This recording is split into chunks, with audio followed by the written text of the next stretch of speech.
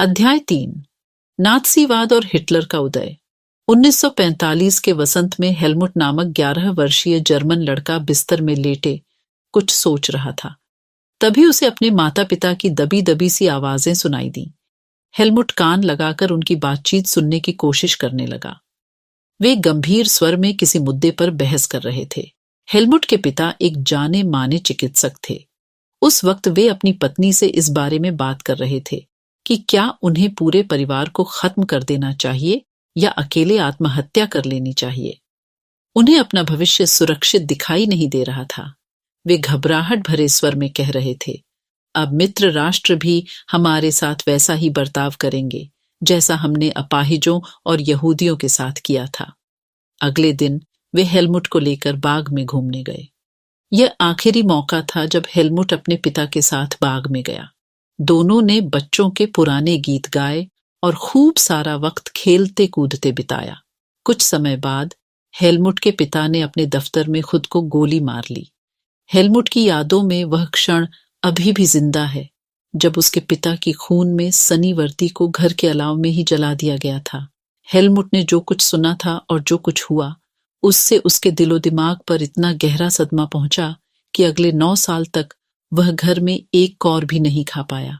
उसे यही डर सताता रहा कि कहीं उसकी माँ उसे भी जहर न दे दे। हेलमुट को शायद समझ में न आया हो, लेकिन हकीकत यह है कि उसके पिता नात्सी थे। वे एडोल्फ हिटलर के कट्टर समर्थक थे।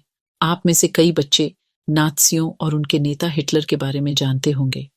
आपको शायद पता होगा कि हिटलर जर्मनी को दुनिया का सबसे ताकतवर देश बनाने को कटिबद्ध था। वह पूरे यूरोप को जीत लेना चाहता था। आपने यह भी सुना होगा कि उसने यहूदियों को मरवाया था। लेकिन नात्सीवाद सिर्फ इन इक्का दुक्का घटनाओं का नाम नहीं है। यह दुनिया और राजनीति के बारे में एक संपूर्ण व्यवस्था, विचारों की एक पूरी संरचना का नाम है। आइए समझने की कोशिश करें कि नात्सीवाद का मतलब क्या था। इस सिलसिले में सबसे पहले हम यह देखेंगे कि हेलमुट के पिता ने आत्महत्या क्यों की थी। वे किस चीज से डरे हुए थे।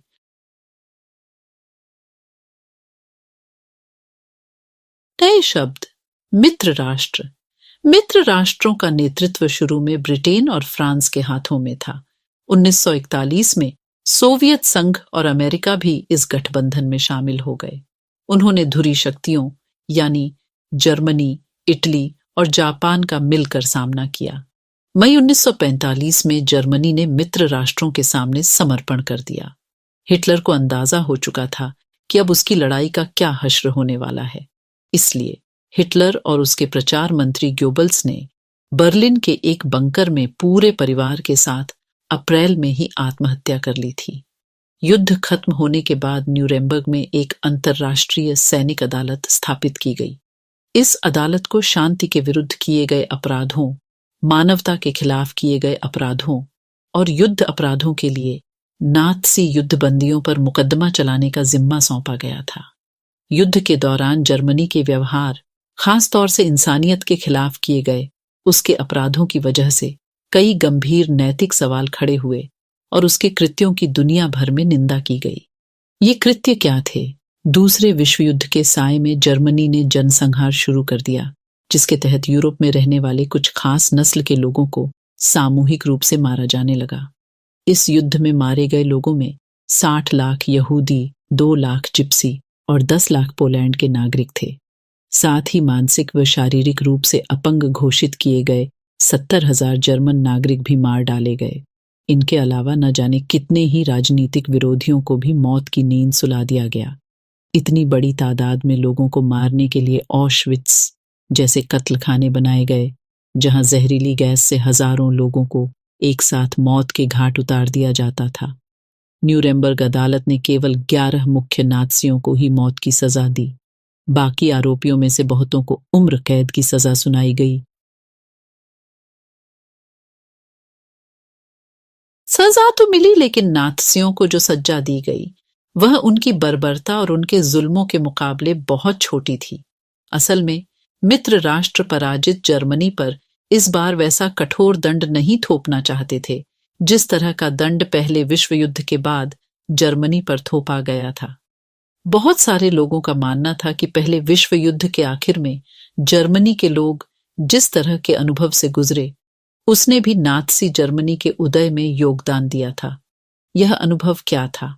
नात्सी शब्द जर्मन भाषा के शब्द नात्स्योनाल के प्रारंभिक अक्षरों को लेकर बनाया गया है। नात्स्योनाल शब्द हिटलर की पार्टी के नाम का पहला शब्द था, इसलिए इस पार्टी के लोगों को नात्सी कहा जाता था।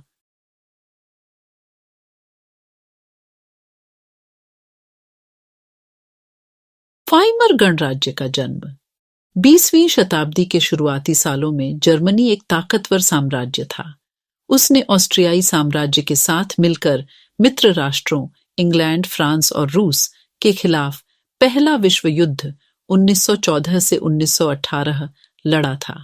दुनिया की सभी बड़ी शक्तियां यह सोचकर इस युद्ध में कूद पड़ी थीं कि उन्हें जल्दी ही विजय मिल जाएगी।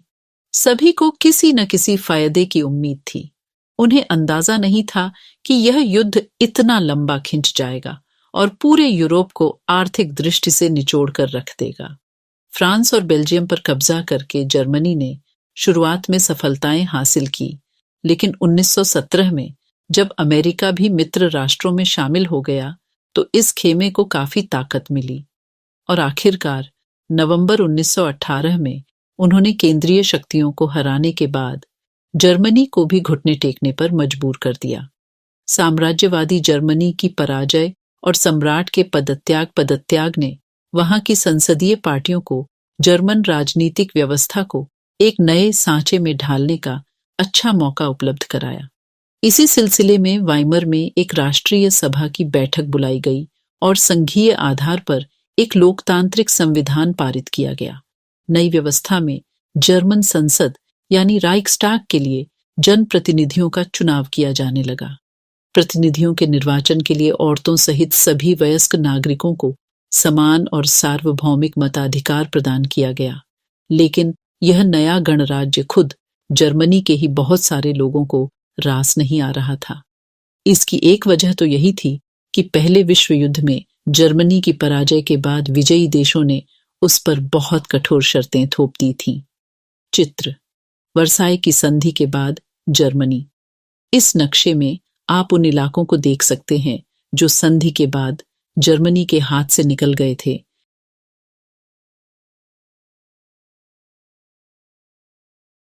मित्र राष्ट्रों के साथ वर्साई में हुई शांति संधि जर्मनी की जनता के लिए बहुत कठोर और अपमानजनक थी। इस संधि की वजह से जर्मनी को अपने सारे उपनिवेश, तकरीबन 10% आबादी, 13% भूभाग, 75% लौह भंडार और 26% कोयला भंडार फ्रांस, पोलैंड, डेनमार्क और लिथुआनिया के हवाले करने पड़े। जर्मनी की रही सही ताकत खत्म करने के लिए मित्र राष्ट्रों ने उसकी सेना भी भंग कर दी। युद्ध अपराध बोध अनुच्छेद वॉर गिल्ट क्लॉज के तहत युद्ध के कारण हुई सारी तबाही के लिए जर्मनी को जिम्मेदार ठहराया गया। इसके एवज में उस पर 6 अरब पाउंड का जुर्माना लगाया गया। खनिज संसाधनों वाले राइनलैंड पर भी 20 के दशक में ज्यादातर मित्र राष्ट्रों का ही कब्जा रहा।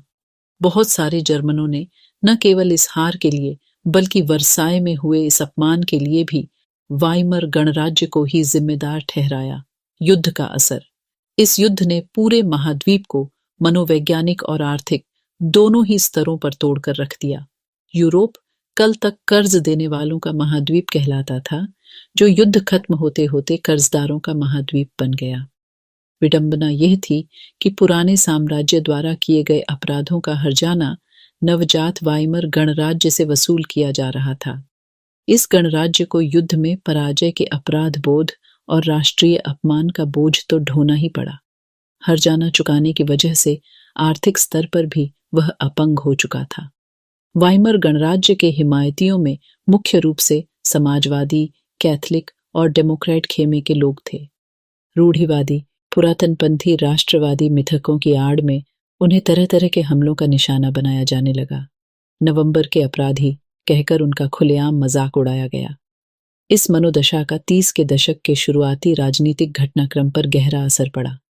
पहले महायुद्ध ने यूरोपीय समाज और राजनीतिक व्यवस्था पर अपनी गहरी छाप छोड़ दी थी। सिपाहियों को आम नागरिकों के मुकाबले ज्यादा सम्मान दिया जाने लगा। राजनेता और प्रचारक इस बात पर जोर देने लगे कि पुरुषों को आक्रामक, ताकतवर और मर्दाना गुणों वाला होना चाहिए। मीडिया में खंदकों की जिंदगी का महिमा मंडन किया जा रहा था, लेकिन सच्चाई यह थी कि सिपाही इन खंदकों में बड़ी दयनीय जिंदगी जी रहे थे।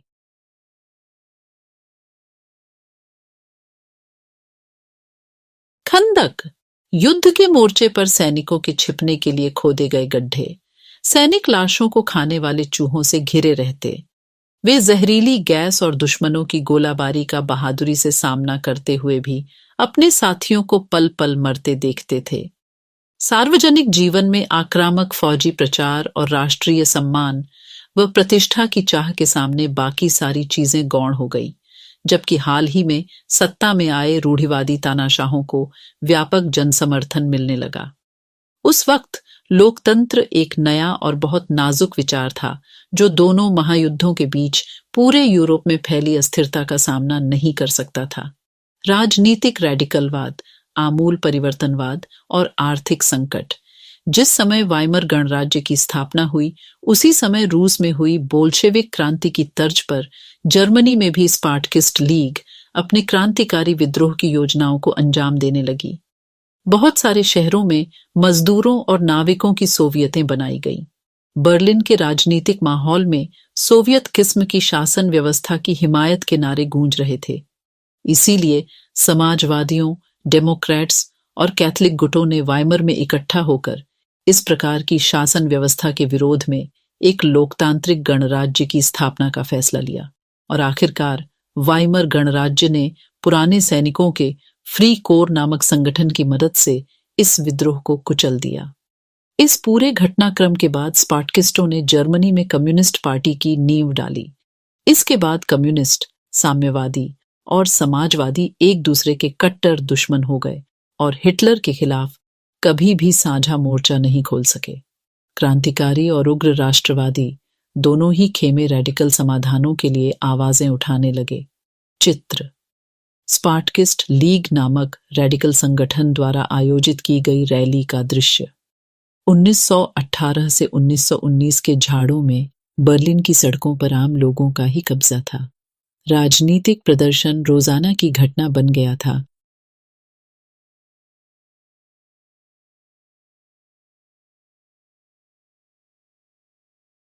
राजनीतिक रेडिकलवादी विचारों को 1923 के आर्थिक संकट से और बल मिला। जर्मनी ने पहला विश्व युद्ध मोटे तौर पर कर्ज लेकर लड़ा था, और युद्ध के बाद तो उसे स्वर्ण मुद्रा में हर्जाना भी भरना पड़ा। इस दोहरे बोझ से जर्मनी के स्वर्ण भंडार लगभग समाप्त होने की स्थिति में पहुंच गए थे। आखिरकार 1923 में जर्मनी ने कर्ज और हर्जाना चुकाने से इनकार कर दिया। इसके जवाब में फ्रांसीसियों ने जर्मनी के मुख्य औद्योगिक इलाके रूर पर कब्जा कर लिया। यह जर्मनी के विशाल कोयला भंडारों वाला इलाका था। चित्र वेतन भुगतान के लिए बर्लिन में टोकरियों और ठेलों में कागज के नोट लादे जा रहे हैं। 1923 जर्मन मार्क की कीमत इतनी कम सा गई थी कि मामूली भुगतान के लिए भी बहुत सारे नोटों की जरूरत पड़ती थी। जर्मनी ने फ्रांस के विरुद्ध निष्क्रिय प्रतिरोध के रूप में बड़े पैमाने पर कागजी मुद्रा छापना शुरू कर दिया। जर्मन सरकार ने इतने बड़े पैमाने पर मुद्रा छाप दी कि उसकी मुद्रा मार्क का मूल्य तेजी से गिरने लगा। अप्रैल में एक अमेरिकी डॉलर की कीमत 24,000 मार्क के बराबर थी, जो जुलाई में 3,53,000 मार्क, अगस्त में 46,21,000 मार्क तथा दिसंबर में 9,88,60,000 मार्क हो गई। इस तरह एक डॉलर में खरबों मार्क मिलने लगे। जैसे जैसे मार्क की कीमत गिरती गई, जरूरी चीजों की कीमतें आसमान छूने लगीं। रेखा चित्रों में जर्मन नागरिकों को पावरोटी खरीदने के लिए बैलगाड़ी में नोट भरकर ले जाते हुए दिखाया जाने लगा। जर्मन समाज दुनिया भर में हमदर्दी का पात्र बनकर रह गया। इस संकट को बाद में अतिमुद्रास्फीति का नाम दिया गया। जब कीमतें बेहिसाब बढ़ जाती हैं, तो उस स्थिति को अतिमुद्रास्फीति का नाम दिया जाता है। चित्र रात को सोने के लिए कतार में खड़े बेघर लोग। जर्मनी को इस संकट से निकालने के लिए अमेरिकी सरकार ने हस्तक्षेप किया। इसके लिए अमेरिका ने डॉव्स योजना बनाई। इस योजना में जर्मनी के आर्थिक संकट को दूर करने के लिए हर्जाने की शर्तों को दोबारा तय किया गया।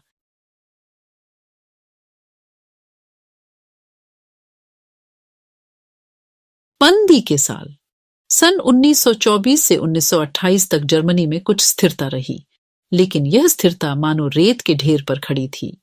जर्मन निवेश और औद्योगिक गतिविधियों में सुधार मुख्यतः अमेरिका से लिए गए अल्पकालिक कर्जा पर आश्रित था। जब 1929 में वॉल स्ट्रीट एक्सचेंज, अमेरिका में स्थित दुनिया का सबसे बड़ा शेयर बाजार, धराशायी हो गया, तो जर्मनी को मिल रही यह मदद भी रातों रात बंद हो गई। कीमतों में गिरावट की आशंका को देखते हुए लोग धड़ाधड़ अपने शेयर बेचने लगे। 24 अक्टूबर को केवल एक दिन में 1.3 करोड़ शेयर बेच दिए गए। यह आर्थिक महामंदी की शुरुआत थी। 1929 से 1932 तक के अगले 3 सालों में अमेरिका की राष्ट्रीय आय केवल आधी रह गई। फैक्ट्रियां बंद हो गई थीं, निर्यात गिरता जा रहा था, किसानों की हालत खराब थी और सट्टेबाज बाजार से पैसा खींचते जा रहे थे। अमेरिकी अर्थव्यवस्था में आई इस मंदी का असर दुनिया भर में महसूस किया गया। इस मंदी का सबसे बुरा प्रभाव जर्मन अर्थव्यवस्था पर पड़ा। 1932 में जर्मनी का औद्योगिक उत्पादन 1929 के मुकाबले केवल 40% रह गया था। मजदूर या तो बेरोजगार होते जा रहे थे या उनके वेतन काफी गिर चुके थे। बेरोजगारों की संख्या 60 लाख तक जा पहुंची। जर्मनी की सड़कों पर ऐसे लोग बड़ी तादाद में दिखाई देने लगे जो "मैं कोई भी काम करने को तैयार हूं" लिखी तख्ती गले में लटकाए खड़े रहते थे। बेरोजगार नौजवान या तो ताश खेलते पाए जाते थे, नुक्कड़ों पर झुंड लगाए रहते थे, या फिर रोजगार दफ्तरों के बाहर लंबी लंबी कतार में खड़े पाए जाते थे। जैसे जैसे रोजगार खत्म हो रहे थे, युवा वर्ग आपराधिक गतिविधियों में लिप्त होता जा रहा था। चारों तरफ गहरी हताशा का माहौल था। चित्र, लाइन पर सोते लोग। महामंदी के दिनों में बेरोजगारों को न तो वेतन की उम्मीद रहती थी, न ही ठौर ठिकाने की। जाड़ों में जब उन्हें सिर छिपाने की जगह चाहिए होती थी, तो इसके लिए भी उन्हें पैसा देना पड़ता था।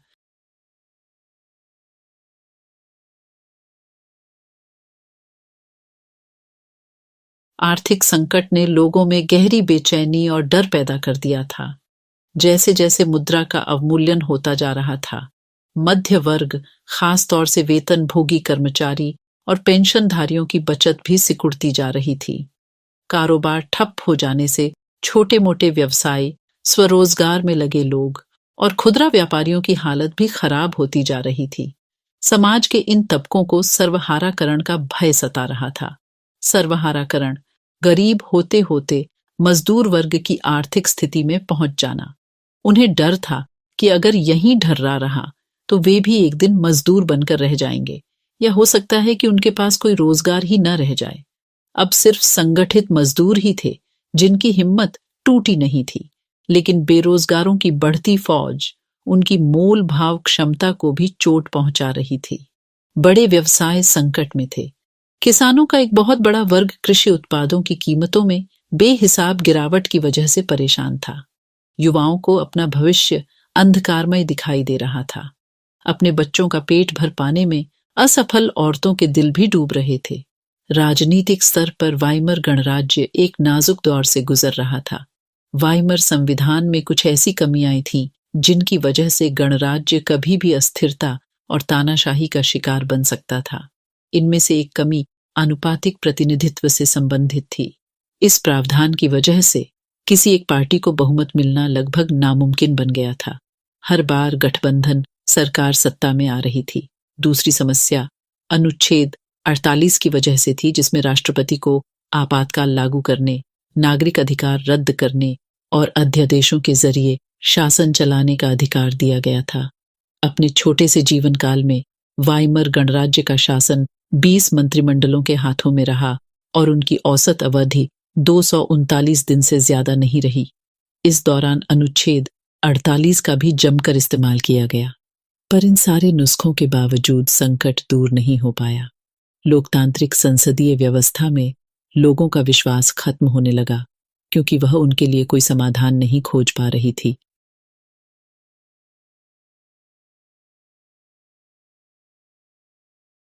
हिटलर का उदय। अर्थव्यवस्था, राजनीति और समाज में गहराते जा रहे इस संकट ने हिटलर के सत्ता में पहुंचने का रास्ता साफ कर दिया।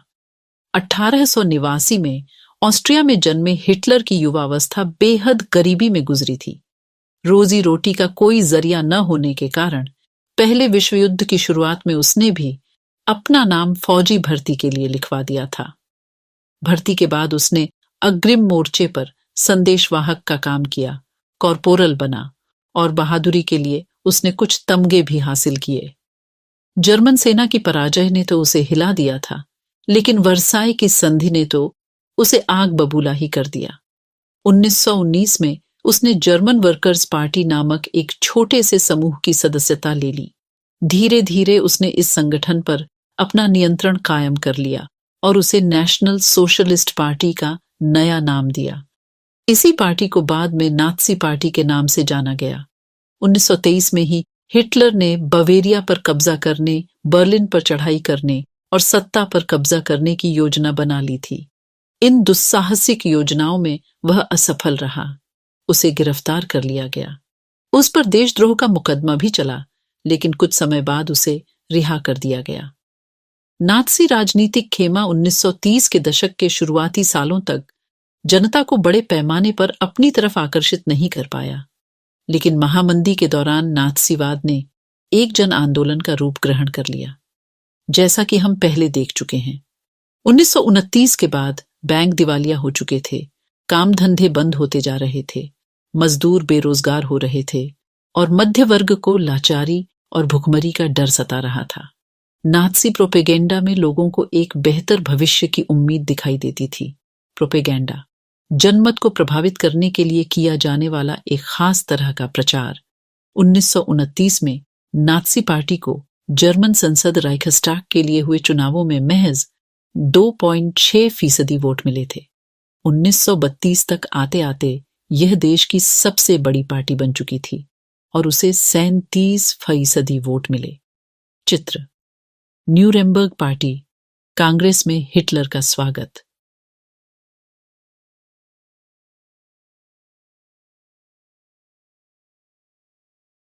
चित्र: न्यूरेमबर्ग रैली 1936। इस तरह की रैलियां हर साल आयोजित की जाती थीं। नात्सी सत्ता का प्रदर्शन इन रैलियों का एक महत्वपूर्ण आयाम होता था। विभिन्न संगठन हिटलर के सामने से परेड करते हुए निकलते थे, उसके प्रति निष्ठा की शपथ लेते थे और उसके भाषण सुनते थे। हिटलर जबरदस्त वक्ता था। उसका जोश और उसके शब्द लोगों को हिला कर रख देते थे। वह अपने भाषणों में एक शक्तिशाली राष्ट्र की स्थापना, वर्साय संधि में हुई नाइंसाफी के प्रतिशोध और जर्मन समाज को खोई हुई प्रतिष्ठा वापस दिलाने का आश्वासन देता था। उसका वादा था कि वह बेरोजगारों को रोजगार और नौजवानों को एक सुरक्षित भविष्य देगा। उसने आश्वासन दिया कि वह देश को विदेशी प्रभाव से मुक्त कराएगा और तमाम विदेशी साजिशों का मुंह तोड़ जवाब देगा। चित्र: हिटलर द्वारा एसे और एसएस कतारों के सामने भाषण। यहां लंबी और सीधी कतारों को देखिए। इस तरह के चित्रों के माध्यम से नात्सी सत्ता की भव्यता और ताकत को दर्शाने की कोशिश की जाती थी। हिटलर ने राजनीति की एक नई शैली रची थी। वह लोगों को गोलबंद करने के लिए आडंबर और प्रदर्शन की अहमियत समझता था। हिटलर के प्रति भारी समर्थन दर्शाने और लोगों में परस्पर एकता का भाव पैदा करने के लिए नात्सियों ने बड़ी बड़ी रैलियां और जनसभाएं आयोजित की। स्वास्तिक छपे लाल झंडे, नात्सी सैल्यूट और भाषणों के बाद खास अंदाज में तालियों की गड़गड़ाहट, ये सारी चीजें शक्ति प्रदर्शन का हिस्सा थीं। नात्सियों ने अपने धुआंधार प्रचार के जरिए हिटलर को एक मसीहा, एक रक्षक, एक ऐसे व्यक्ति के रूप में पेश किया जिसने मानव जनता को तबाही से उबारने के लिए ही अवतार लिया था। एक ऐसे समाज को यह छवि बेहद आकर्षक दिखाई देती थी जिसकी प्रतिष्ठा और गर्व का एहसास चकनाचूर हो चुका था और जो एक भीषण आर्थिक एवं राजनीतिक संकट से गुजर रहा था।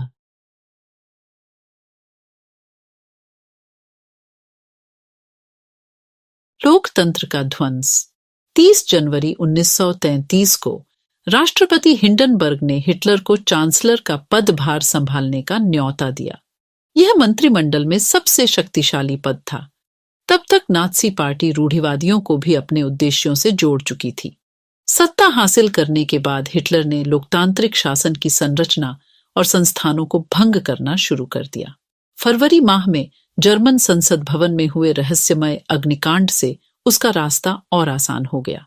28 फरवरी 1933 को जारी किए गए अग्नि अध्यादेश फायर डिक्री के जरिए अभिव्यक्ति, प्रेस एवं सभा करने की आजादी जैसे नागरिक अधिकारों को अनिश्चित काल के लिए निलंबित कर दिया गया। वाइमर संविधान में इन अधिकारों को काफी महत्वपूर्ण स्थान प्राप्त था। इसके बाद हिटलर ने अपने कट्टर शत्रु कम्युनिस्टों पर निशाना साधा। ज्यादातर कम्युनिस्टों को रातों रात कंसंट्रेशन कैंपों में बंद कर दिया गया। कंसंट्रेशन कैंप ऐसे स्थान जहां बिना किसी कानूनी प्रक्रिया के लोगों को कैद रखा जाता था। ये कंसंट्रेशन कैंप बिजली का करंट दौड़ते कटीले तारों से घिरे रहते थे। कम्युनिस्टों का बर्बर दमन किया गया। लगभग 5 लाख की आबादी वाले ड्यूसलडॉर्फ शहर में गिरफ्तार किए गए लोगों की बची खुची 6,808 फाइलों में से 1,440 सिर्फ कम्युनिस्टों की थीं। नात्सियों ने सिर्फ कम्युनिस्टों का ही सफाया नहीं किया। नात्सी शासन ने कुल 52 किस्म के लोगों को अपने दमन का निशाना बनाया था। 3 मार्च 1933 को प्रसिद्ध विशेषाधिकार अधिनियम इनेबलिंग एक्ट पारित किया गया। इस कानून के जरिए जर्मनी में बाकायदा तानाशाही स्थापित कर दी गई। इस कानून ने हिटलर को संसद को हाशिए पर धकेलने और केवल अध्यादेशों के जरिए शासन चलाने का निरंकुश अधिकार प्रदान कर दिया। नात्सी पार्टी और उससे जुड़े संगठनों के अलावा सभी राजनीतिक पार्टियों और ट्रेड यूनियनों पर पाबंदी लगा दी गई। अर्थव्यवस्था, मीडिया, सेना और न्यायपालिका पर राज्य का पूरा नियंत्रण स्थापित हो गया।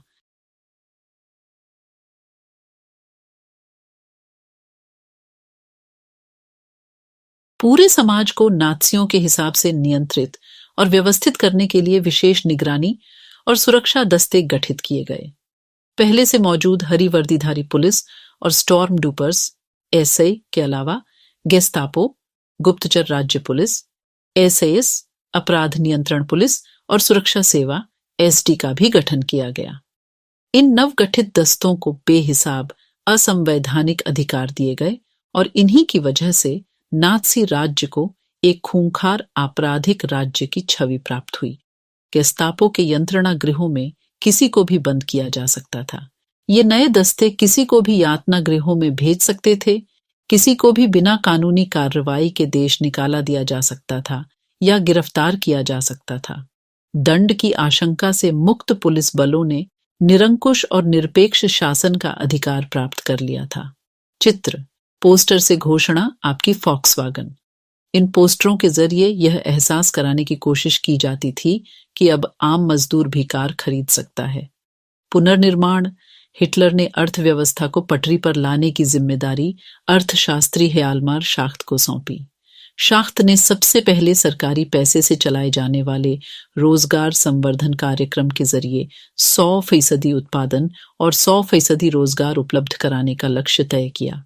मशहूर जर्मन सुपर हाईवे और जनता की कार फॉक्सवैगन इस परियोजना की देन थी। विदेश नीति के मोर्चे पर भी हिटलर को फौरन कामयाबियां मिली। 1933 में उसने लीग ऑफ नेशंस से पल्ला झाड़ लिया। 1936 में राइनलैंड पर दोबारा कब्जा किया और एक जन, एक साम्राज्य, एक नेता के नारे की आड़ में 1938 में ऑस्ट्रिया को जर्मनी में मिला लिया। इसके बाद उसने चेकोस्लोवाकिया के क्लब से वाले जर्मन भाषी सुडेंटनलैंड प्रांत पर कब्जा किया और फिर पूरे चेकोस्लोवाकिया को हड़प लिया। इस दौरान उसे इंग्लैंड का भी खामोश समर्थन मिल रहा था, क्योंकि इंग्लैंड की नज़र में वर्साई की संधि के नाम पर जर्मनी के साथ बड़ी नाइंसाफी हुई थी। घरेलू और विदेशी मोर्चे पर जल्दी जल्दी मिली इन कामयाबियों से ऐसा लगा कि देश की नियति अब पलटने वाली है। मानचित्र में हरा रंग जर्मन के कब्जे वाला इलाका है।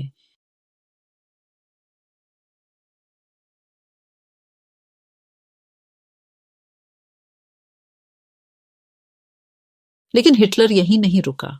शाख्त ने हिटलर को सलाह दी थी कि सेना और हथियारों पर ज्यादा पैसा खर्च न किया जाए, क्योंकि सरकारी बजट अभी भी घाटे में ही चल रहा था। लेकिन नात्सी जर्मनी में एहतियात पसंद लोगों के लिए कोई जगह नहीं थी। शाख्त को उनके पद से हटा दिया गया। हिटलर ने आर्थिक संकट से निकलने के लिए युद्ध का विकल्प चुना। वह राष्ट्रीय सीमाओं का विस्तार करते हुए ज्यादा से ज्यादा संसाधन इकट्ठा करना चाहता था। इसी लक्ष्य को ध्यान में रखते हुए सितंबर 1939 में उसने पोलैंड पर हमला कर दिया। इसकी वजह से फ्रांस और इंग्लैंड के साथ भी उसका युद्ध शुरू हो गया। सितंबर 1940 में जर्मनी ने इटली और जापान के साथ एक त्रिपक्षीय संधि पर हस्ताक्षर किए। इस संधि से अंतर्राष्ट्रीय समुदाय में हिटलर का दावा और मजबूत हो गया। यूरोप के ज्यादातर देशों में नात्सी जर्मनी का समर्थन करने वाली कठपुतली सरकारें बिठा दी गईं। 1940 के अंत में हिटलर अपनी ताकत के शिखर पर था। अब हिटलर ने अपना सारा ध्यान पूर्वी यूरोप को जीतने के दीर्घकालिक सपने पर केंद्रित कर दिया। वह जर्मन जनता के लिए संसाधन और रहने की जगह, लिविंग स्पेस का इंतजाम करना चाहता था। जून 1941 में उसने सोवियत संघ पर हमला किया। यह हिटलर की एक ऐतिहासिक बेवकूफी थी। इस आक्रमण से जर्मन पश्चिमी मोर्चा ब्रिटिश वायुसैनिकों के बमबारी की चपेट में आ गया, जबकि पूर्वी मोर्चे पर सोवियत सेनाएं जर्मनों को नाकों चने चबवा रही थीं। सोवियत लाल सेना ने स्टालिनग्राद में जर्मन सेना को घुटने टेकने पर मजबूर कर दिया। सोवियत लाल सैनिकों ने पीछे हटते जर्मन सिपाहियों का आखिर तक पीछा किया और अंत में वे बर्लिन के बीचों बीच जा पहुंचे। इस घटनाक्रम ने अगली आधी सदी के लिए समूचे पूर्वी यूरोप पर सोवियत वर्चस्व स्थापित कर दिया। अमेरिका इस युद्ध में फंसने से लगातार बचता रहा। अमेरिका पहले विश्व युद्ध की वजह से पैदा हुई आर्थिक समस्याओं को दोबारा नहीं झेलना चाहता था, लेकिन वह लंबे समय तक युद्ध से दूर भी नहीं रह सकता था। पूरब में जापान की ताकत फैलती जा रही थी। उसने फ्रेंच इंडो चाइना पर कब्जा कर लिया था और प्रशांत महासागर में अमेरिकी नौसैनिक ठिकानों पर हमले की पूरी योजना बना ली थी।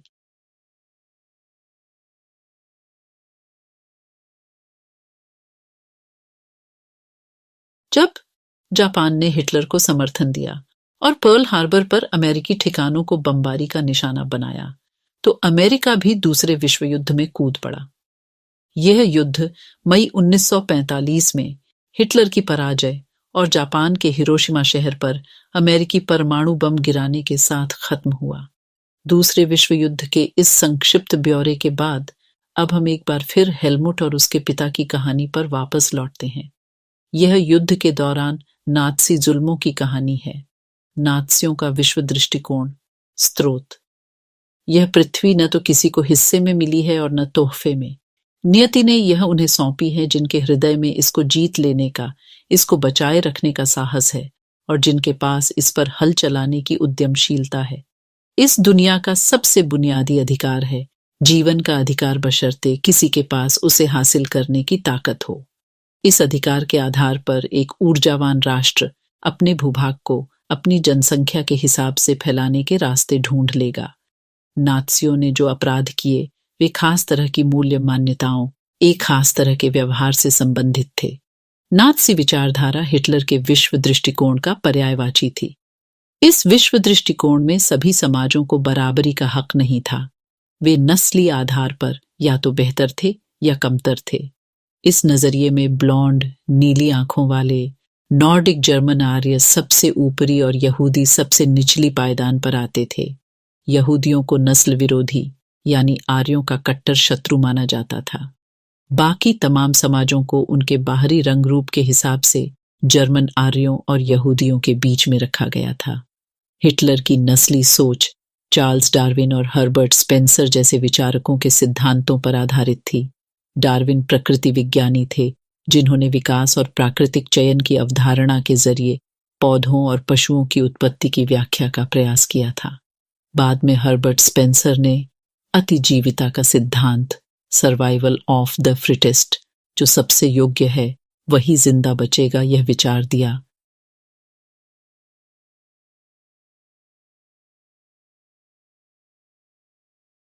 इस विचार का मतलब यह था कि जो प्रजातियां बदलती हुई वातावरणीय परिस्थितियों के अनुसार खुद को ढाल सकती हैं, वही पृथ्वी पर जिंदा रहती हैं।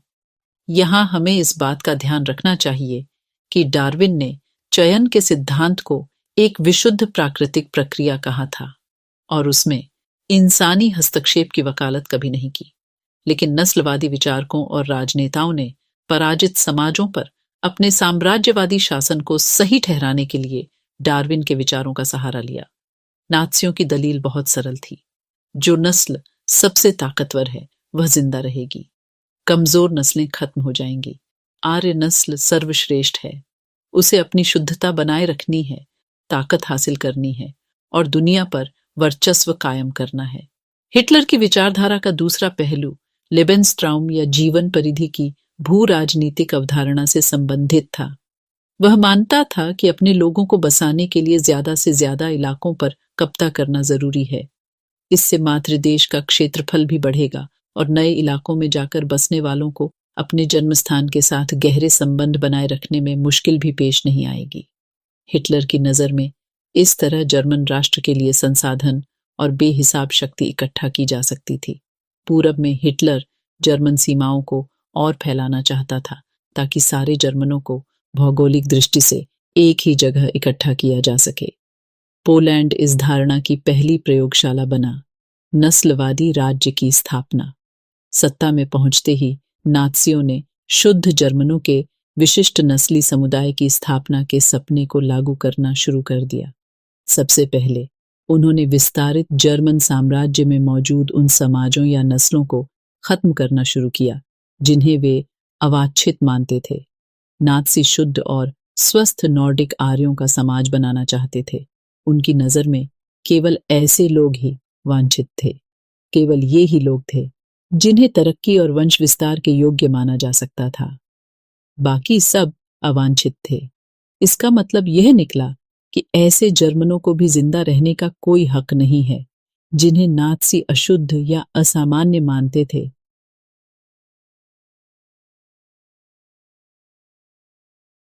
यूथनेजिया, दया मृत्यु कार्यक्रम के तहत बाकी नात्सी अफसरों के साथ साथ हेलमुट के पिता ने भी असंख्य ऐसे जर्मनों को मौत के घाट उतारा था जिन्हें वह मानसिक या शारीरिक रूप से अयोग्य मानते थे।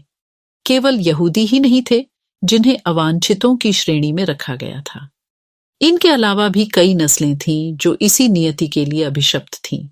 जर्मनी में रहने वाले जिप्सियों और अश्वेतों की पहले तो जर्मन नागरिकता छीन ली गई और बाद में उन्हें मार दिया गया। रूसी और पोलिश मूल के लोगों को भी मनुष्य से कमतर माना गया। जब जर्मनी ने पोलैंड और रूस के कुछ हिस्सों पर कब्जा कर लिया तो स्थानीय लोगों को भयानक परिस्थितियों में गुलामों की तरह काम पर झोंक दिया गया। उन्हें इंसानी बर्ताव के लायक नहीं माना जाता था। उनमें से बहुत सारे बेहिसाब काम के बोझ और भूख से ही मर गए। नात्सी जर्मनी में सबसे बुरा हाल यहूदियों का हुआ। यहूदियों के प्रति नात्सियों की दुश्मनी का एक आधार यहूदियों के प्रति ईसाई धर्म में मौजूद परंपरागत घृणा भी थी। ईसाइयों का आरोप था कि ईसा मसीह को यहूदियों ने ही मारा था। ईसाइयों की नज़र में यहूदी आदतन हत्यारे और सूदखोर थे। मध्यकाल तक यहूदियों को जमीन का मालिक बनने की मनाही थी। ये लोग मुख्य रूप से व्यापार और धन उधार देने का धंधा करके अपना गुजारा चलाते थे। वे बाकी समाज से अलग बस्तियों में रहते थे जिन्हें गेटोज यानी दड़बा कहा जाता था। नस्ल संहार के जरिए ईसाई बार बार उनका सफाया करते रहते थे। उनके खिलाफ जब तब संगठित हिंसा की जाती थी और उन्हें उनकी बस्तियों से खदेड़ दिया जाता था। लेकिन ईसाइयत ने उन्हें बचने का एक रास्ता फिर भी दिया हुआ था। यह धर्म परिवर्तन का रास्ता था। आधुनिक काल में बहुत सारे यहूदियों ने ईसाई धर्म अपना लिया और जानते बूझते हुए जर्मन संस्कृति में ढल गए। लेकिन यहूदियों के प्रति हिटलर की घृणा तो नस्ल के छद्म वैज्ञानिक सिद्धांतों पर आधारित थी। इस नफरत में यहूदी समस्या का हल धर्मांतरण से नहीं निकल सकता था। हिटलर की दृष्टि में इस समस्या का सिर्फ एक ही हल था, यहूदियों को पूरी तरह खत्म कर दिया जाए। सन 1933 से 1938 तक नात्सियों ने यहूदियों को तरह तरह से आतंकित किया। उन्हें दरिद्र कर आजीविका के साधनों से हीन कर दिया और उन्हें शेष समाज से अलग थलग कर डाला। यहूदी देश छोड़कर जाने लगे। 1939 से 1945 के दूसरे दौर में यहूदियों को कुछ खास इलाकों में इकट्ठा करने और अंततः पोलैंड में बनाए गए गैस चैम्बरों में ले जाकर मार देने की रणनीति अपनाई गई। नस्ली कल्पनालोक यूटोपिया, युद्ध के साय में नात्सी अपने कातिलाना नस्लवादी कल्पनालोक या आदर्श विश्व के निर्माण में लग गए। जनसंहार और युद्ध एक ही सिक्के के दो पहलू बन गए। पराजित पोलैंड को पूरी तरह तहस नहस कर दिया गया। उत्तर पश्चिमी पोलैंड का ज्यादातर हिस्सा जर्मनी में मिला लिया गया। पोलैंड के लोगों को अपने घर और माल असबाब छोड़कर भागने के लिए मजबूर किया गया ताकि जर्मनी के कब्जे वाले यूरोप में रहने वाले जर्मनों को वहां लाकर बसाया जा सके। इसके बाद पोलैंड वासियों को मवेशियों की तरह खदेड़कर जनरल गवर्नमेंट नामक दूसरे हिस्से में पहुंचा दिया गया। जर्मन साम्राज्य में मौजूद तमाम अवांछित तत्वों को जनरल गवर्नमेंट नामक इसी इलाके में लाकर रखा जाता था। पोलैंड के बुद्धिजीवियों को बड़े पैमाने पर मौत के घाट उतारा गया। ये पूरे पोलैंड के समाज को बौद्धिक और आध्यात्मिक स्तर पर गुलाम बना लेने की चाल थी। आर्य जैसे लगने वाले पोलैंड के बच्चों को उनके माँ बाप से छीनकर जांच के लिए नस्ल विशेषज्ञों के पास पहुंचा दिया गया। अगर वे नस्ली जांच में कामयाब हो जाते तो उन्हें जर्मन परिवारों में पाला जाता, और अगर ऐसा नहीं होता तो उन्हें अनाथ आश्रमों में डाल दिया जाता, जहां उनमें से ज्यादातर मर जाते थे। जनरल गवर्नमेंट में कुछ विशालतम घेटों और गैस चैम्बर भी थे, इसलिए यहां यहूदियों को बड़े पैमाने पर मारा जाता था। चित्र: यहूदियों को गैस चैम्बरों तक ले जाने वाली एक मालवाहक गाड़ी।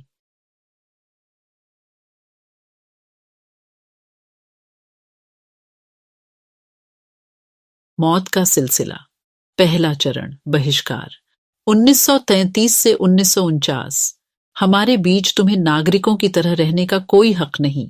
न्यूरेमबर्ग नागरिकता अधिकार, सितंबर 1935। 1. जर्मन या उससे संबंधित रक्त वाले व्यक्ति ही जर्मन नागरिक होंगे और उन्हें जर्मन साम्राज्य का संरक्षण मिलेगा। 2. यहूदियों और जर्मनों के बीच विवाह पर पाबंदी। 3. यहूदियों और जर्मनों के बीच विवाहेतर संबंधों को अपराध घोषित कर दिया गया। 4. यहूदियों द्वारा राष्ट्रीय ध्वज फहराने पर पाबंदी लगा दी गई।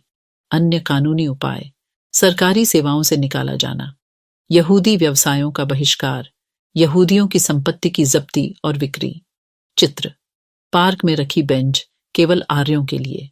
इसके अलावा नवंबर 1938 के एक जनसंहार में यहूदियों की संपत्तियों को तहस नहस किया गया, लूटा गया। उनके घरों पर हमले हुए। यहूदी प्रार्थना घर सिनेगॉग्स जला दिए गए और उन्हें गिरफ्तार किया गया। इस घटना को नाइट ऑफ ब्रोकन ग्लास के नाम से याद किया जाता है। चित्र: इस संकेत पट्ट में ऐलान किया जा रहा है कि उत्तरी समुद्र यहूदियों से मुक्त है। चित्र: मेरे पास बेचने के लिए बस यही है। घेटों के लोगों के पास जीने का कोई रास्ता नहीं बचा था। दूसरा चरण दड़बाबंदी, गेटोइजेशन। तुम्हें हमारे बीच रहने का कोई हक नहीं। सितंबर 1941 से सभी यहूदियों को हुक्म दिया गया कि वह डेविड का पीला सितारा अपनी छाती पर लगाकर रखेंगे। उनके पासपोर्ट, तमाम कानूनी दस्तावेजों और घरों के बाहर भी यह पहचान चिन्ह छाप दिया गया।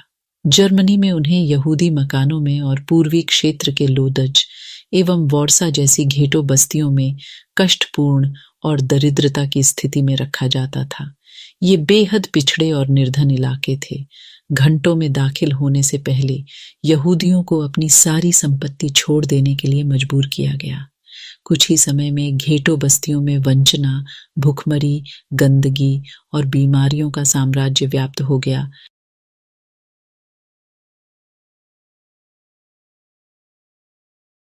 तीसरा चरण सर्वनाश। 1941 के बाद तुम्हें जीने का अधिकार नहीं। चित्र: भागने की कोशिश में मौत। यातना गृह के चारों तरफ लगी तारों में करंट दौड़ता रहता था। चित्र: गैस चैम्बर के बाहर कपड़ों के ढेर। समूचे यूरोप के यहूदी मकानों, यातना गृहों और घेटों बस्तियों में रहने वाले यहूदियों को मालगाड़ियों में भर भर कर मौत के कारखानों में लाया जाने लगा। पोलैंड तथा अन्य पूर्वी इलाकों में, मुख्य रूप से बेलजेक, ऑशविट्स, सोबीबोर, ट्रेब्लिंका, चेल्मनो तथा मायदानेक में उन्हें गैस चैम्बरों में झोंक दिया गया। औद्योगिक और वैज्ञानिक तकनीकों के सहारे बहुत सारे लोगों को पलक झपकते मौत के घाट उतार दिया गया। चित्र, एक यातना गृह। कैमरा मौत के मैदानों को भी खूबसूरत बना सकता है। चित्र, अंतिम समाधान से पहले कैदियों से छीने गए जूते।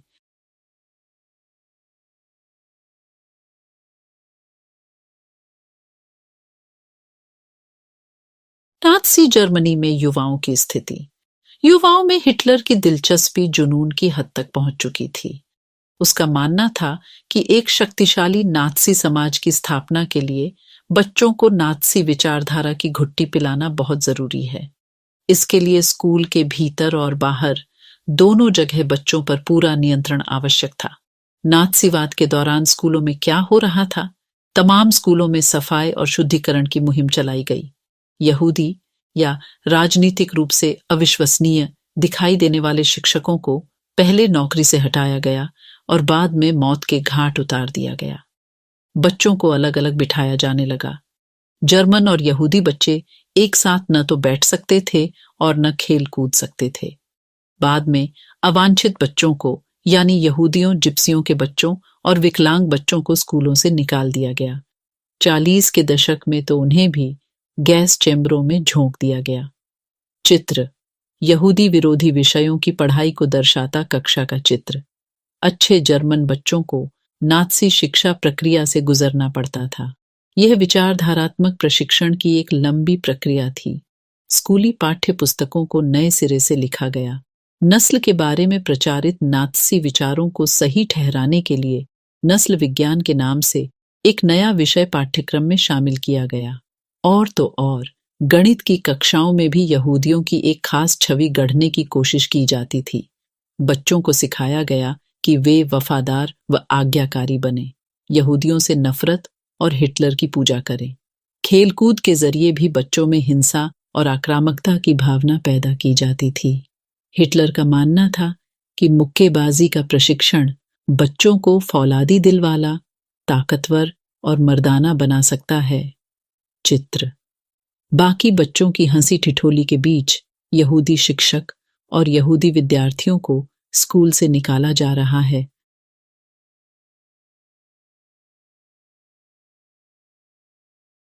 जर्मन बच्चों और युवाओं को राष्ट्रीय समाजवाद की भावना से लैस करने की जिम्मेदारी युवा संगठनों को सौंपी गई। 10 साल की उम्र के बच्चों को युगम फोक में दाखिल करा दिया जाता था। युंग फोक, 14 साल से कम उम्र वाले बच्चों के लिए नाज़ी युवा संगठन। 14 साल की उम्र में सभी लड़कों को नाज़ियों के युवा संगठन हिटलर यूथ की सदस्यता लेनी पड़ती थी। इस संगठन में वे युद्ध की उपासना, आक्रामकता व हिंसा, लोकतंत्र की निंदा और यहूदियों, कम्युनिस्टों, जिप्सियों व अन्य अवांछितों से घृणा का सबक सीखते थे। गहन विचारधारात्मक और शारीरिक प्रशिक्षण के बाद लगभग 18 साल की उम्र में वे लेबर सर्विस, श्रम सेवा में शामिल हो जाते थे। इसके बाद उन्हें सेना में काम करना पड़ता था और किसी नाज़ी संगठन की सदस्यता लेनी पड़ती थी। स्रोत, 6 से 10 साल तक की उम्र के सभी लड़कों को नाज़ी विचारधारा का शुरुआती प्रशिक्षण दिया जाता था। प्रशिक्षण पूरा होने पर उन्हें हिटलर के प्रति निष्ठा की यह शपथ लेनी पड़ती थी। हमारे फ्यूहर का प्रतिनिधित्व करने वाले इस रक्त ध्वज की उपस्थिति में मैं शपथ लेता हूं कि मेरी सारी ऊर्जा और मेरी सारी शक्ति हमारे देश के रक्षक एडोल्फ हिटलर को समर्पित है। मैं उनके लिए अपना जीवन देने को इच्छुक और तैयार हूं। ईश्वर मेरी मदद करे। चित्र, मौत के कारखाने में आते यहूदी बच्चे जिन्हें गैस से मार दिया जाएगा। स्रोत, जर्मन लेबर फ्रंट के प्रमुख रॉबर्ट ले ने कहा था, हम तभी से काम शुरू कर देते हैं जब बच्चा 3 साल का होता है। जैसे ही वह जरा सा भी सोचने लगता है, उसे लहराने के लिए एक छोटा सा झंडा थमा दिया जाता है। इसके बाद स्कूल, हिटलर यूथ और सैनिक सेवा का नंबर आता है। लेकिन यह सब कुछ पूरा हो जाने के बाद भी हम किसी को छोड़ते नहीं हैं। लेबर फ्रंट उन्हें अपनी गिरफ्त में ले लेता है, चाहे उन्हें अच्छा लगे या बुरा, कब्र तक यह उनका पीछा नहीं छोड़ता। चित्र, वांछित बच्चे जिनकी संख्या हिटलर बढ़ाना चाहता था। चित्र, कब्जे वाले यूरोप से अधिकृत पोलैंड में बसाने के लिए भेजा जा रहा एक शिशु अपनी मां के साथ।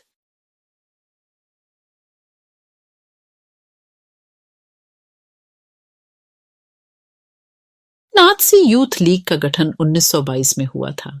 4 साल बाद उसे हिटलर यूथ का नया नाम दिया गया। 1933 तक आते आते इस संगठन में 12.5 लाख से ज्यादा बच्चे थे। युवा आंदोलन को नात्सीवाद के तहत एकजुट करने के लिए बाकी सभी युवा संगठनों को पहले भंग कर दिया गया और बाद में उन पर प्रतिबंध लगा दिया गया। मातृत्व की नात्सी सोच। नात्सी जर्मनी में प्रत्येक बच्चे को बार बार यह बताया जाता था कि औरतें बुनियादी तौर पर मर्दों से भिन्न होती हैं। उन्हें समझाया जाता था कि औरत मर्द के लिए समान अधिकारों का संघर्ष गलत है, यह समाज को नष्ट कर देगा। इसी आधार पर लड़कों को आक्रामक, मर्दाना और पत्थर दिल होना सिखाया जाता था, जबकि लड़कियों को यह कहा जाता था कि उनका फर्ज एक अच्छी मां बनना और शुद्ध आर्य रक्त वाले बच्चों को जन्म देना और उनका पालन पोषण करना है। नस्ल की शुद्धता बनाए रखने, यहूदियों से दूर रहने, घर संभालने और बच्चों को नात्सी मूल्य मान्यताओं की शिक्षा देने का दायित्व उन्हें ही सौंपा गया था। आर्य संस्कृति और नस्ल की ध्वजवाहक वही थी। 1933 में हिटलर ने कहा था, मेरे राज्य की सबसे महत्वपूर्ण नागरिक मां है। लेकिन नात्सी जर्मनी में सारी माताओं के साथ भी एक जैसा बर्ताव नहीं होता था।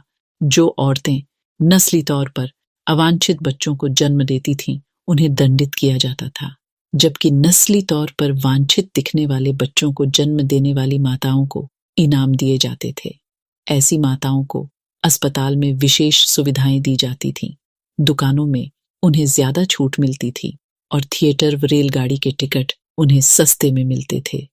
हिटलर ने खूब सारे बच्चों को जन्म देने वाली माताओं के लिए वैसे ही तमगे देने का इंतजाम किया था जिस तरह के तमगे सिपाहियों को दिए जाते थे। 4 बच्चे पैदा करने वाली मां को कांसे का, 6 बच्चे पैदा करने वाली मां को चांदी का और 8 या उससे ज्यादा बच्चे पैदा करने वाली मां को सोने का तमगा दिया जाता था।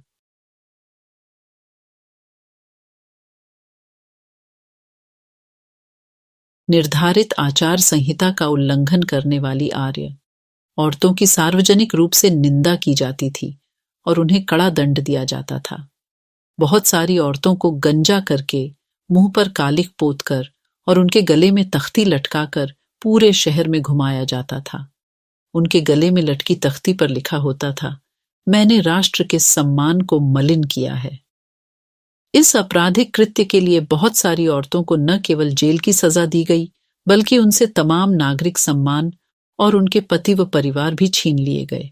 स्रोत: न्यूरेमबर्ग पार्टी रैली में औरतों को संबोधित करते हुए 8 सितंबर 1934 को हिटलर ने कहा था, हम इस बात को अच्छा नहीं मानते कि औरतें मर्द की दुनिया में उसके मुख्य दायरे में दखल दें।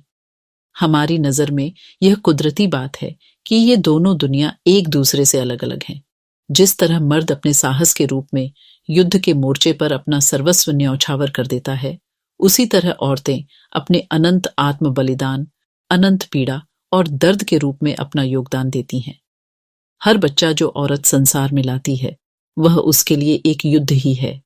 अपने समाज को जिंदा रखने के लिए औरत द्वारा छेड़ा गया युद्ध। प्रचार की कला।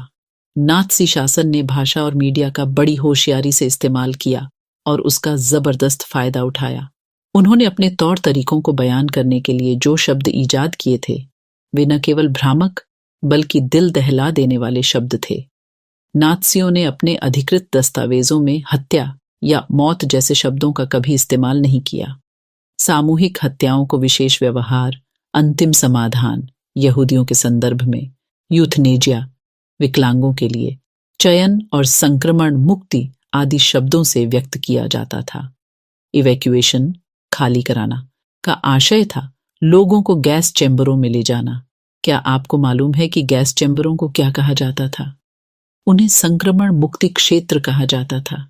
गैस चैम्बर स्नान घर जैसे दिखाई देते थे और उनमें नकली फव्वारे भी लगे होते थे।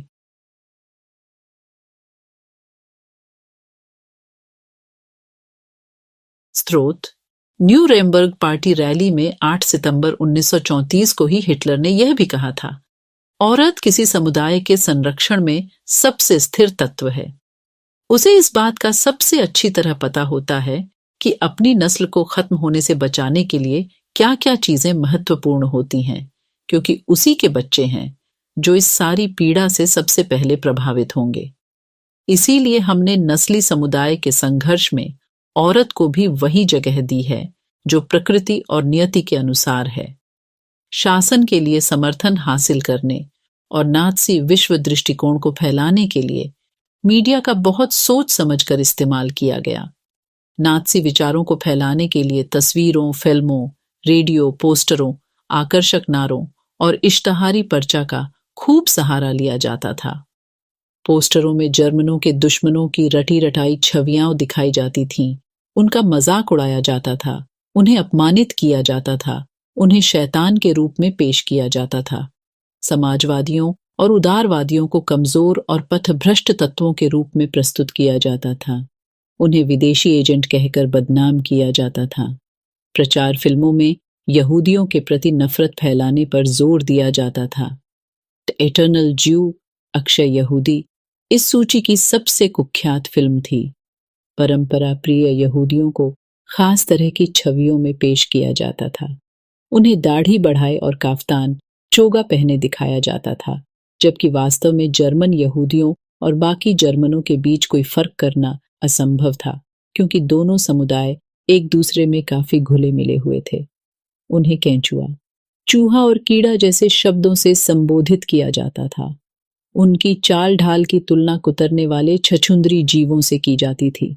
नात्सीवाद ने लोगों के दिलो दिमाग पर गहरा असर डाला, उनकी भावनाओं को भड़काकर उनके गुस्से और नफरत को अवाचितों पर केंद्रित कर दिया। इसी अभियान से नात्सीवाद का सामाजिक आधार पैदा हुआ। नात्सियों ने आबादी के सभी हिस्सों को आकर्षित करने के लिए प्रयास किए। पूरे समाज को अपनी तरफ आकर्षित करने के लिए उन्होंने लोगों को इस बात का एहसास कराया कि उनकी समस्याओं को सिर्फ नात्सी ही हल कर सकते हैं।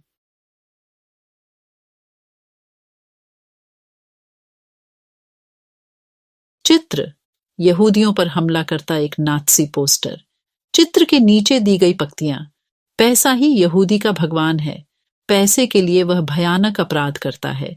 यह तब तक चैन से नहीं बैठता जब तक कि नोटों से भरे बोरे पर न बैठ जाए, जब तक कि यह पैसे का राजा न हो जाए। जर्मन किसान, तुम सिर्फ हिटलर के हो। क्यों?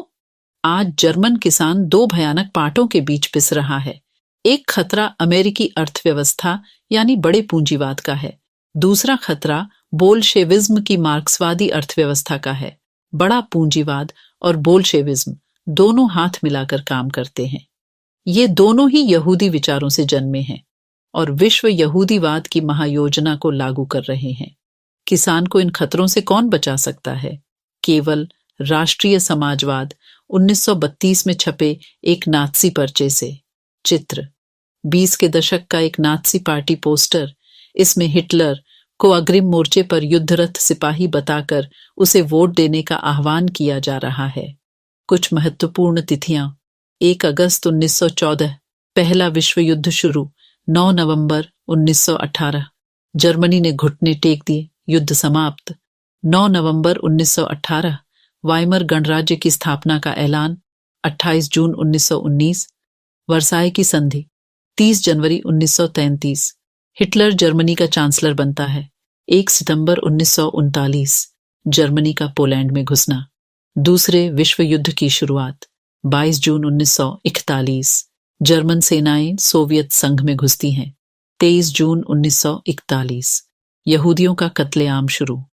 8 दिसंबर 1941, अमेरिका भी दूसरे विश्व युद्ध में कूद पड़ा। 27 जनवरी 1945, सोवियत फौजें ऑशविट्स को मुक्त कराती हैं। 8 मई 1945, यूरोप में मित्र राष्ट्रों को विजय।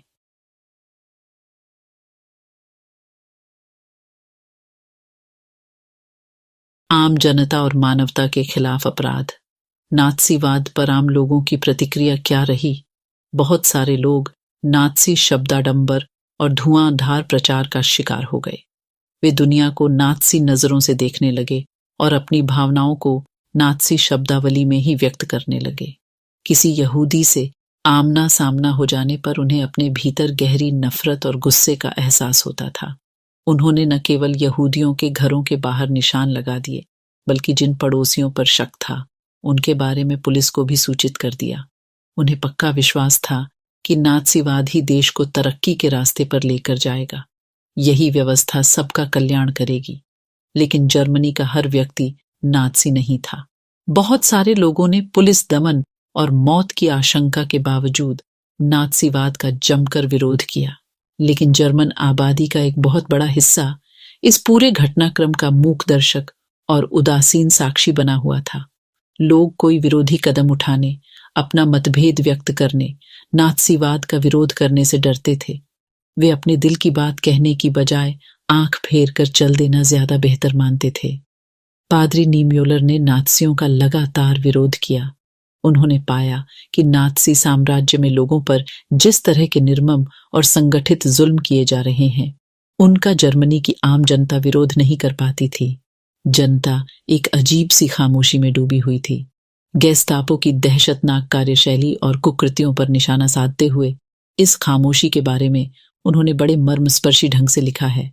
पहले वे कम्युनिस्टों को ढूंढते आए। मैं कम्युनिस्ट नहीं था, इसलिए मैंने कुछ नहीं कहा। फिर वे सोशल डेमोक्रेट्स को ढूंढते आए। मैं सोशल डेमोक्रेट नहीं था, इसलिए चुप रहा। इसके बाद वे ट्रेड यूनियन वालों को ढूंढते आए, पर मैं ट्रेड यूनियन में नहीं था। और फिर वे यहूदियों को ढूंढते आए, लेकिन मैं यहूदी नहीं था, इसलिए मैंने कुछ नहीं किया। फिर अंत में जब वह मेरे लिए आए तो वहां कोई नहीं बचा था जो मेरे साथ खड़ा हो सके।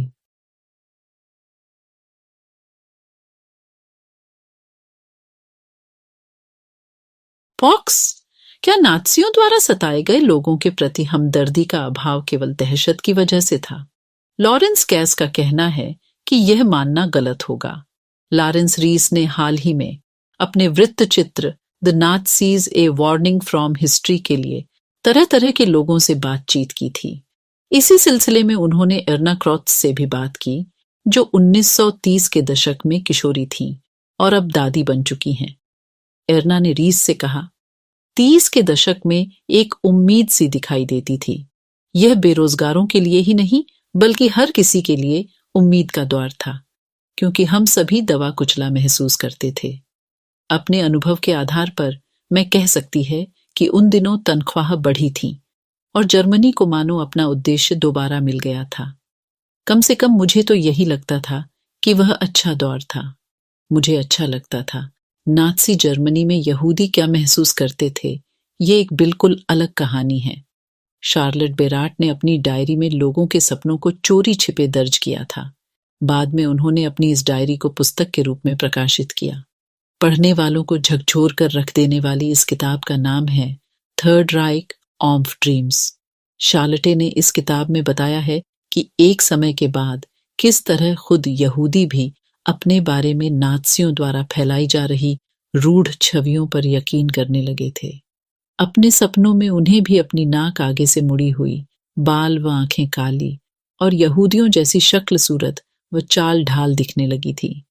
नात्सी प्रेस में यहूदियों की जो छवियां और तस्वीरें छपती थीं, वे दिन रात यहूदियों का पीछा कर रही थीं। ये छवियां सपनों में भी उनका पीछा नहीं छोड़ती थीं। बहुत सारे यहूदी गैस चेंबर में पहुंचने से पहले ही दम तोड़ गए। चित्र वॉर्सा घंटों के निवासियों ने दस्तावेज इकट्ठा किए और उन्हें दूध के 3 टिनों में रख दिया। जब यह तय दिखाई देने लगा कि अब सब कुछ तबाह हो जाएगा, तो उन्होंने 1943 में तीनों कनस्तरों को अपनी काल कोठरियों के तहखाने में दबा दिया। ये कनस्तर 1950 में लोगों के हाथ लगे।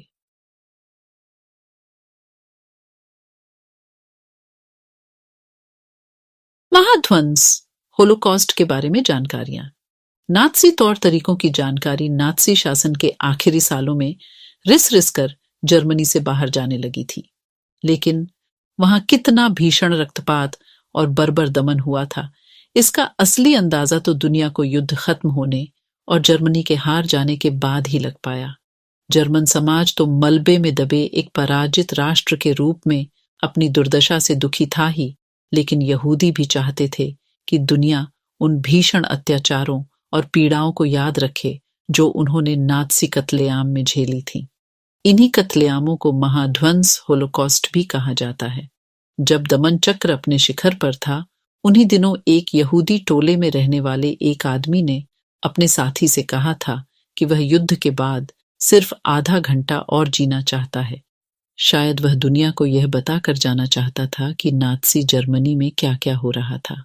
जो कुछ हुआ उसकी गवाही देने और जो भी दस्तावेज हाथ आए उन्हें बचाए रखने की यह अदम्य चाह बेटों और कैंपों में नारकीय जीवन भोगने वालों में बहुत गहरे तौर पर देखी जा सकती है। उनमें से बहुतों ने डायरियां लिखीं, नोटबुक लिखीं और दस्तावेजों के संग्रह बनाए। लेकिन इसके विपरीत जब यह दिखाई देने लगा कि अब युद्ध में नात्सियों की पराजय तय ही है, तो नात्सी नेतृत्व ने दफ्तरों में मौजूद तमाम सबूतों को नष्ट करने के लिए अपने कर्मचारियों को पेट्रोल बांटना शुरू कर दिया।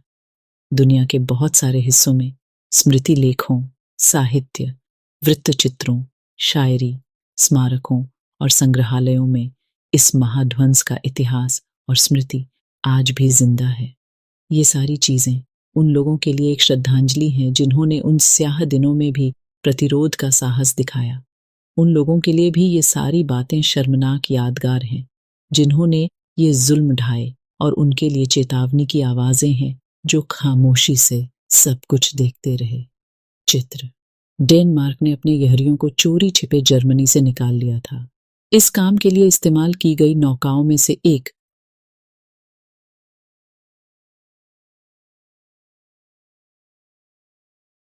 गांधी जी ने हिटलर को लिखा।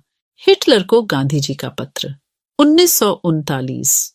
प्रिय मित्र, मित्रों का यह आग्रह रहा है कि मानवता की खातिर मैं आपको कुछ लिखूं, लेकिन मैं उनके अनुरोध को अस्वीकार करता रहा हूं क्योंकि मैं यह महसूस करता हूं कि मेरा आपको पत्र लिखना धृष्टता होगी। लेकिन मुझे कुछ ऐसा लगता है कि इस मामले में मुझे हिसाब किताब करके नहीं चलना चाहिए और मुझे आपसे अपील करनी ही चाहिए, चाहे वह जिस लायक हो। ये बात बिल्कुल स्पष्ट है कि आज संसार में आप ही एक ऐसे व्यक्ति हैं जो उस युद्ध को रोक सकते हैं जो मानव जाति को बर्बर अवस्था में पहुंचा सकता है। क्या आपको किसी उद्देश्य के लिए इतना बड़ा मूल्य चुकाना चाहिए, फिर चाहे वह उद्देश्य आपकी दृष्टि में कितना ही महान क्यों न हो? क्या आप एक ऐसे व्यक्ति की अपील पर ध्यान देंगे जिसने सोच विचार कर युद्ध के तरीके का त्याग कर दिया है और इसमें उसे काफी सफलता भी मिली है? जो भी हो, मैं यह मान लेता हूं कि यदि मैंने आपको पत्र लिखकर कोई भूल की है तो उसके लिए आप मुझे क्षमा कर देंगे। मैं हूं आपका सच्चा मित्र एम के गांधी। हिटलर को गांधी जी का पत्र। 1940। हमें अहिंसा के रूप में एक ऐसी शक्ति प्राप्त हो गई है जिसे यदि संगठित कर लिया जाए तो वह संसार भर की सभी प्रबलतम हिंसात्मक शक्तियों के गठजोड़ का मुकाबला कर सकती है। जैसा कि मैंने कहा, अहिंसात्मक तरीके में पराजय नाम की कोई चीज है ही नहीं। यह तरीका तो बिना मारे या चोट पहुंचाए करने या मरने का तरीका है। इसका इस्तेमाल करने में धन की लगभग कोई जरूरत नहीं है और उस विनाश शाश्वत की तो नहीं ही जिसे आपने पूर्णता के चरम बिंदु पर पहुंचा दिया है। मुझे यह देखकर आश्चर्य होता है कि आप यह भी नहीं देख पाते कि विनाशकारी यंत्रों पर किसी का एकाधिकार नहीं है। अगर ब्रिटिश लोग नहीं तो कोई और देश निश्चय ही आपके तरीकों से ज्यादा बेहतर तरीका ईजाद कर लेगा और आपके ही तरीकों से आपको नीचा दिखाएगा। आप अपने देशवासियों के लिए कोई ऐसी विरासत नहीं छोड़ रहे हैं जिस पर उन्हें गर्व होगा। वे एक क्रूर कर्म की चर्चा करने में गर्व का अनुभव नहीं करेंगे, फिर भले ही वह कृत्य कितनी ही निपुणता पूर्वक नियोजित क्यों न किया गया हो। अतः मैं मानवता के नाम पर आपसे युद्ध रोक देने की अपील करता हूं। हृदय से आपका मित्र एम के गांधी,